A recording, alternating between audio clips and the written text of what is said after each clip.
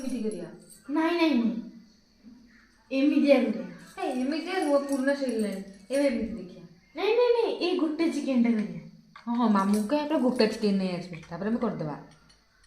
ହଁ ଦେଖୁନ ଦେଖୁନ କେମିତି କରୁଛି। ହଁ ବା ଏ ଶୁଣ ଶୁଣ ଶୁଣ ଶୁଣ ଶୁଣ ଶୁଣ ଟିକେ ଟିକେ ଶୁଣ।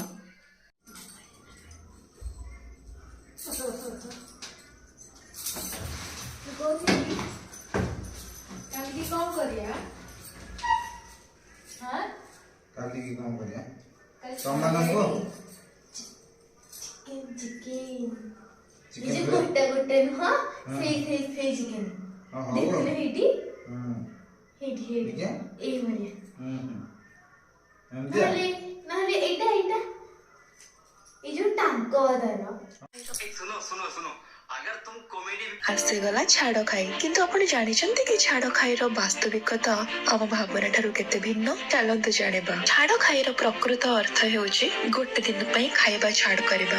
ସାଧାରଣତଃ ହବିଷ୍ୟାଳୀ ମାନେ ମାସ ସାରା ଦିନକୁ ମାତ୍ର ଗୋଟିଏ ଥର ଖାଇକି ହବିଷ୍ୟ କରନ୍ତି। ଛାଡ଼ ଖାଇ ଦିନ ସେମାନେ ସମ୍ପୂର୍ଣ୍ଣ ଭାବରେ ଖାଇବା ଓ ପିଇବା ତ୍ୟାଗ କରି ନିର୍ଜଳ ଉପବାସ କରନ୍ତି। ଦେଖିଲେ ଇନଷ୍ଟାଗ୍ରାମରେ କ'ଣ କହୁଛନ୍ତି? ଗୋଟେ ଦିନ ପାଇଁ ଖାଇବା ଛାଡ଼େ। ତମମାନେ ସବୁ କାର୍ତ୍ତିକ ମାସ କରିଥିଲ କାଲି ତାହେଲେ ଆଇଁଷ ଛାଡ଼େ। हरे कृष्ण हरे